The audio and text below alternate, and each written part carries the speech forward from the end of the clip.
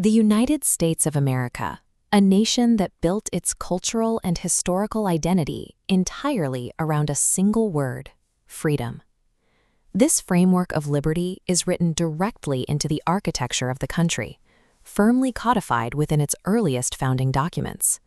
You would naturally expect a society built entirely on the philosophy of liberty to be the freest place on earth. But right now, at this exact moment, over 1.8 million people are sitting inside American prison cells across the country. The U.S. makes up about 5% of the global population, yet holds 20% of the world's prisoners. Maintaining this system requires hundreds of billions of dollars every year, funneled into policing, courts, and incarceration. It is a massive statistical collision, a nation defined by the promise of liberty, maintaining the world's most extensive network of detention. To understand how this happened, we have to look back to the 1970s. Crime rates were rising, and a deep public fear was taking root in urban environments. The government responded aggressively to this growing anxiety by launching the War on Crime. This quickly escalated into the War on Drugs, bringing with it strict new policies like mandatory minimum sentences and 3 strikes laws. At the time, supporters of these measures genuinely believed that overwhelming force was the only way to restore order and public safety. This graph maps the incarceration rate starting in the 1970s. As enforcement increased, specifically for drug-related offenses, the number of citizens sent to prison shot sharply upward. What began as a localized, reactive measure to street crime expanded rapidly into a permanent, systemic machine.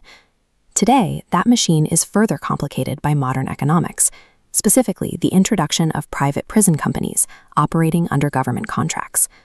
This diagram illustrates a complex feedback loop. When private entities answer to investors and have strict revenue goals, it creates financial pressure to keep required prisoner capacity high. However, if we zoom out, we see that these private facilities actually make up a very small percentage of the overall justice system. Their stated purpose is largely to manage overflow. There is also a much broader economic element at play inside the walls. Incarcerated individuals often provide labor for exceptionally low wages.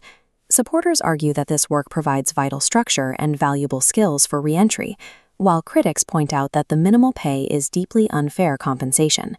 It poses an ongoing ethical dilemma: whether the administration of justice can remain truly impartial when it is directly connected to a profit motive. The reality of these statistics is found at the visitation window, where a glass barrier marks the divide between a prisoner and their family. A single conviction follows a young person long after their sentence ends, heavily restricting their employment and severely limiting their future prospects. The justice system often acts as a magnifier for existing inequality.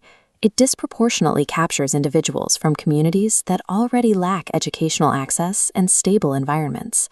By focusing so heavily on these specific populations, the system reinforces the cycles of limited opportunity it was meant to manage.